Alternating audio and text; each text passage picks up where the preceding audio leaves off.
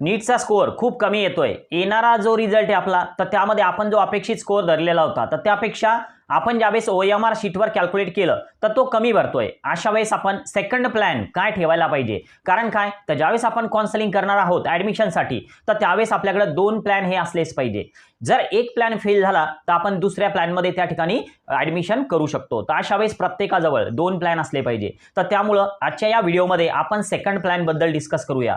मी विनोद बाहेकर स्वागत करतोय मित्रांनो आपल्या सर्वांच्या जिजाऊ अकॅडमीवर। मित्रांनो, ज्यावेळेस आपण नीटचं रिझल्ट येणार आणि ज्यावेळेस आपल्या हाती स्कोअर कार्ड येणार तर त्यावेळेस जर आपल्याला असं वाटलं की आपला स्कोअर खूप कमी आहे आणि अशा वेळेस जर तुमच्या मनामध्ये असं असेल की आपण चांगल्या काउन्सिलिंग करूया आणि जर समजा आपल्याला सीट मिळाली तर त्या ठिकाणी आपले चान्सेस वाढतील, तर एक मुद्दा या ठिकाणी क्लिअर करतोय की आता समजा मी सुद्धा स्वतः काउन्सिलिंग सेंटर चालवतोय तर त्यामुळं आता मी डायरेक्ट जे काय आहे तर ते तुम्हाला सांगतोय, तुम्ही कोणत्याही काउन्सिलरकडे जर गेलात आणि तुमचं काउन्सिलिंग घेतलं पेड काउन्सिलिंग तर तुम्हाला जी सीट मिळत असते तर ती फक्त तुमच्या स्कोअरवर आणि तुमच्या ऑल इंडिया रँकवर मिळत असते, ना की त्या काउन्सिलिंग सेंटरवर। तर त्यामुळे तुम्हाला जर एखादं काउन्सिलिंग सेंटर असं सांगत असेल की तुम्ही 240 जरी स्कोअर असेल तरी आमच्याकडे या, आम्ही महाराष्ट्रामध्ये तुम्हाला राऊंडमधून सीट मिळवून देऊ, तर हे पूर्णपणे चुकीचं असतं मित्रांनो। 324 325 330 जरी आले तरी सुद्धा यावेळेस तुमचं राऊंडमधून BMSचं स्वप्न जे आहे तर ते कुठेतरी अपूर्ण राहू शकतं। राहिला MBBSचा प्रश्न, तर MBBS मध्ये सुद्धा खूप कॉम्पिटिशन असते, तर त्यामुळे तुमचा स्कोअर जर समजा व्यवस्थित येत नसेल, मागच्या वर्षीचा कट ऑफ बघा प्रत्येक कॉलेजचा, तर तिथपर्यंत जर कॅटेगरीनुसार तुमचा स्कोअर येत नसेल तर आतापासून आपला सेकंड प्लॅन हा तयार असायला पाहिजे। आता सेकंड प्लॅन बद्दल आपण बोलूया की नेमका सेकंड प्लॅन कसा असायला पाहिजे। सुरुवातीला जर समजा तुम्हाला MBBS करायचं होतं बट MBBSचा स्कोअर येत नाहीये, मग अशा वेळेस आपण काय करायला पाहिजे, तर आपण प्रेफर करायला पाहिजे गव्हर्नमेंटचं BMS कॉलेज। आणि जर समजा तुम्हाला गव्हर्नमेंट BMS मध्ये ऍडमिशन करायचीच नाही, BMS तुम्हाला करायचंच नाही, मग अशा वेळेस काय करायला पाहिजे, तर तुमच्याकडे फक्त एकच पर्याय उरतो आणि ते म्हणजे रिपीट करणं किंवा मग आउट ऑफ स्टेट मध्ये जाऊन तुमची ऍडमिशन तुम्ही करू शकता। बरेच स्टेट असे आहे की ज्या ठिकाणी स्कोअर जो आहे तर तो कमी लागतो, बट तुम्हाला कोणताही स्टेट असं मिळणार नाही की ज्या ठिकाणी तुमचा स्कोअर हा 400च्या आतमध्ये आला आणि तुम्हाला MBBS ची ऍडमिशन राऊंड मधून मिळाली, तर असं होणार नाही। प्रायव्हेट कॉलेजमध्ये सुद्धा होणार नाही। तर त्यामुळे गैरसमज आहे, एखादा काउन्सिलर जर तुमच्याकडे असं सांगत असेल की 2-3 लाख रुपये काउन्सिलिंग फीज आहे, 300 मार्कावर मी राऊंडमधून MBBS मिळवून देतो, तर ही पूर्णपणे चुकीचं आहे, असं तुम्ही सुद्धा करू नका आणि मी तुम्हाला ते सजेस्ट करणार नाही।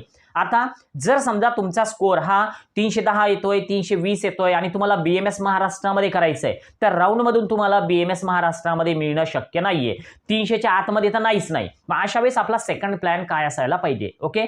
जर सेकंड प्लॅन तुमचा तयार असेल तर नक्कीच आपण त्या ठिकाणी व्यवस्थित काउन्सिलिंग प्रक्रिया जी आहे तर ती त्या ठिकाणी पुढे नेऊ शकतो। बघा, आता जर समजा तुम्हाला स्कोअर जो आहे तर तो 325च्या आतमध्ये येतोय, तर तुम्ही महाराष्ट्राचं काउन्सिलिंग करत असताना तुम्हाला जर BDS चालत असेल तर BDSचे प्रेफरन्सेस त्या लिस्टमध्ये ठेवा।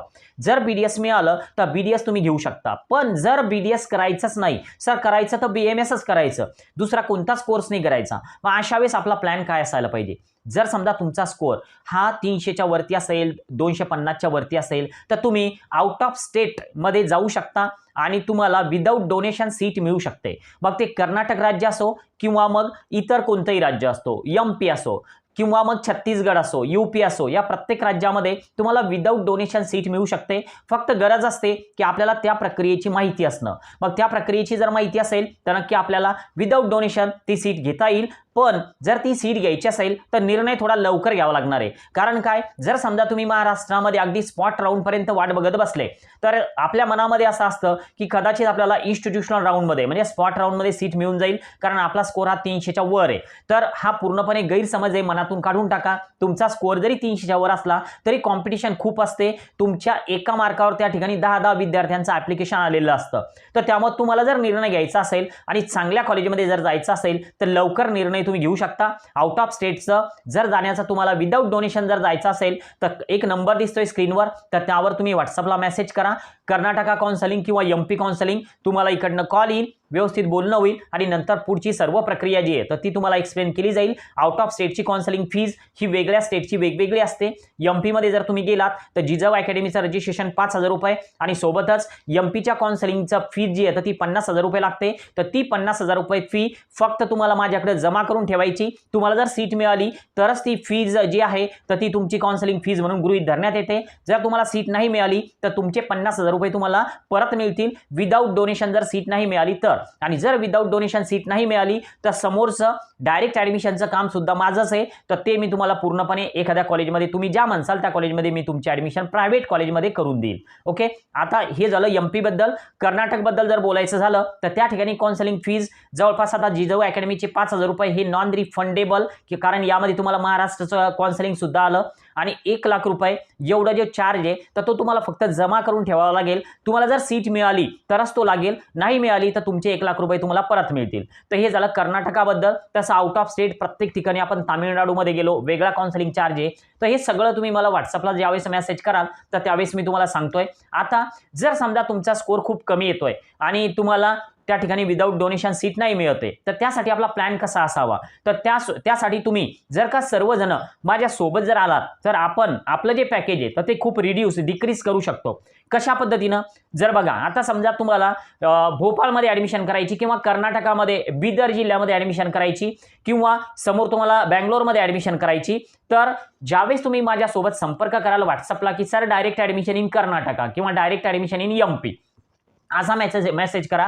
यामध्ये तुमचा आणि आमचा काय फायदा होईल, जर समजा आपण बल्कमध्ये त्या कॉलेजला ऍडमिशन दिल्या तर त्यामध्ये तुमचं पॅकेज हे खूप कमी होऊन जाईल आणि सोबतच माझा काय फायदा होईल, तर मी तुमच्याकडनं काउन्सिलिंग फीज घेणार आहे तर त्यामध्ये तेवढा माझा फायदा होऊ शकतो आणि तुमचाही फायदा मी करून देऊ शकतो. जे काय बोलतोय ते डायरेक्ट बोलतोय, कोणतीही गोष्ट मी तुमच्या समोरून लपून ठेवत नाहीये. कारण जो काय आहे तर तो जर तुम्हाला अगोदरपासून जर पॉईंट क्लिअर असेल तर नंतर यामध्ये मग तुम्हाला सुद्धा तुमची सुद्धा नाराजी होत नसते. जर आपण बल्कमध्ये म्हणजे एक खटी जर ऍडमिशन केल्या एखाद्या कॉलेजमध्ये तर याचा आपल्याला काय फायदा होऊ शकतो, ज्या कॉलेजचं पॅकेज साधारण 20 लाखापर्यंत जातं तर तिथं आपली ऍडमिशन ही 17-18 मध्ये सुद्धा होऊ शकते जर आपण बल्कमध्ये ऍडमिशन केल्या तर.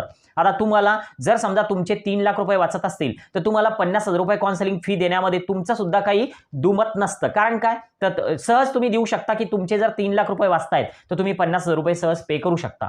तर त्यामुळे सर्वांचा फायदा होईल, तुमचा सुद्धा फायदा आहे सोबत माझा सुद्धा फायदा आहे. तर त्यामुळे जर तुमची इच्छा असेल तर आतापासून मला व्हॉट्सअपला मेसेज करा, सर डायरेक्ट ऍडमिशन कर्नाटका आणि direct admission in MP, direct admission in Tamil Nadu असे मेसेज करा. ज्यावेळेस आपण बल्कमध्ये ऍडमिशन देऊ तर त्यावेळेस तुमचा फायदा आमचा फायदा आणि सोबत ते काम करूया आणि सर्वांचे ऍडमिशन आपण सोबत करू शकतो. चांगलं कॉलेज आणि तुमच्या एरियामधले मुलं सुद्धा तुम्हाला त्या ठिकाणी मिळू शकतात असं केल्यामुळं. ओके, तर त्यामुळं आज आपण या प्लॅनला डिस्कस केलं की हाच आपला सेकंड प्लॅन आहे. एक तर बीडीएस करा महाराष्ट्रामध्ये किंवा आउट ऑफ स्टेटमध्ये. तुम्हाला जर चांगला स्कोअर असेल तर तुमचं विदाऊट डोनेशन ऍडमिशन सुद्धा होतं, फक्त मला मेसेज करा. किंवा जर पॅकेजमध्ये करायचं असेल तर कमी पॅकेजमध्ये आपण ऍडमिशन करू शकतो, तर त्यासाठी सुद्धा तुम्ही मला एक मेसेज करा. अर्थात हा सर्व जो विषय आहे तर जर तुमचा जिजाऊ अकॅडमीवर आणि माझ्यावर जर विश्वास असेल तरच मेसेज करा. असं काही नाही की व्हिडिओ पाहता म्हणजे मेसेज कराच. तर त्यामुळे आज आपण या ठिकाणी थांबूया आणि स्पॉट राऊंड बद्दल जर बोलायचं झालं तर महाराष्ट्रामध्ये कोणत्याही ठिकाणी स्पॉट राऊंडचं जे काय समजा ऍडमिशन आहे तर त्याबद्दल मी तुमच्यासोबत काहीही बोलणार नाही, कारण महाराष्ट्रामध्ये ऍडमिशन करणं खूप कठीण आहे. आउट ऑफ स्टेट होऊ शकतं. तर त्यामुळे जर इच्छा असेल आउट ऑफ स्टेटची तरच मेसेज करा.